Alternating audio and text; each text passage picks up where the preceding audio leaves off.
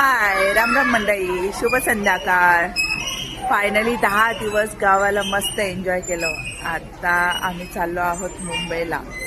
तर मध्ये थोडासा पॉज घेतलेला आहे. डिनरचा टाईम झालेला आहे, 9:20 झालेले आहेत. तर आम्ही डिनरसाठी दिवाघाट आणि सासवडच्या मध्ये जे गारवा आहे ना, तिथे आम्ही डिनर करायचं ठरवलं. तर सगळे बसलेले आहेत डिनर करण्यासाठी.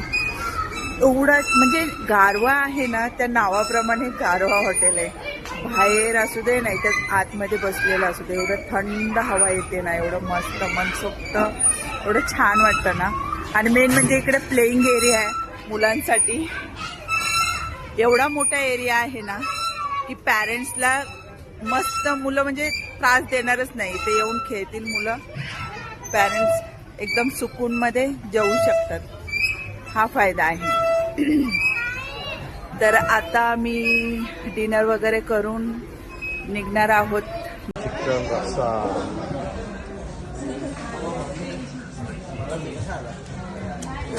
इकडे बघा, हाय करा, कोणच हाय करा नाही, सगळे खायला हाय हाय हाय करा, खाण्यामध्ये हाय. दिवाघाट नंतर डायरेक्ट मुंबईला स्टॉप घेणार आहोत. मस्त गेले हे 10 दिवस. आणि किती पटकन गेले, म्हणजे वाटलं नव्हतं की एवढं पटकन. म्हणजे गावी आलं ना की 4-5 दिवस राहिलं की असं वाटतं आपल्याला, चला आता मुंबईला बस झालं, खूप ऊन आहे वगैरे. पण ह्यावेळेस ना एवढे पाहुणे असल्यामुळे एवढं मनोरंजन झालं चांगल्या पद्धतीने. आणि फायनली आम्ही सगळ्यात शेवटी निघालोय. आता माझे मम्मी पप्पा दोघंही आलो नाहीत. खूप वाईट वाटत होतं त्यांना बाय करताना, कारण 10 ते 12 दिवसापासून एवढे पाहुणे घरामध्ये, आणि त्यांना आता सोडून जाताना खूप कसं तरी वाटत होतं. काय करणार होता, जावं तर लागणार.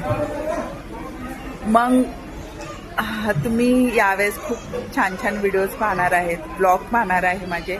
हा तर मी जाते आता मुंबईला म्हणून, गावावरून मुंबईला चालले म्हणून बनवते.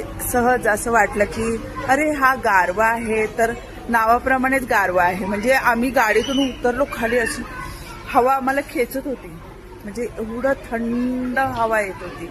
मी म्हटलं चला इथला तर ब्लॉग झाला पाहिजे. तर माझा हा ब्लॉग जे लोक पाहतील त्यांनी सबस्क्राईब करा, लाईक करा, शेअर करा. सगळ्यात जास्त महत्त्वाचं म्हणजे हे आम्ही मिसिंग लिंक टनेलमधून आलो. एवढं फास्ट आलो, एवढ्या छान लाईटी होत्या, म्युझिक बोलत बोलत एवढं फास्ट, म्हणजे एवढं पटकन आलो. आय थिंक 9-10-11 किलोमीटर ते असेल. पूर्ण घाट आमचा स्किप झाला, आम्ही लवकर झालो. आणि मेन म्हणजे हेवी व्हेकल्स नाही, फक्त कार. एवढं फास्ट आलं ना, एवढं छान प्रवास एन्जॉय केला ना आम्ही की काय सांगू. लोणावळा स्किप करून डायरेक्ट आम्ही फूड मार्टकडे आलो. मस्त ना, किती सोपा प्रवास झाला. मुंबई पुणे झटकन आणि पटकन प्रवास. शुभरात्री, बाय.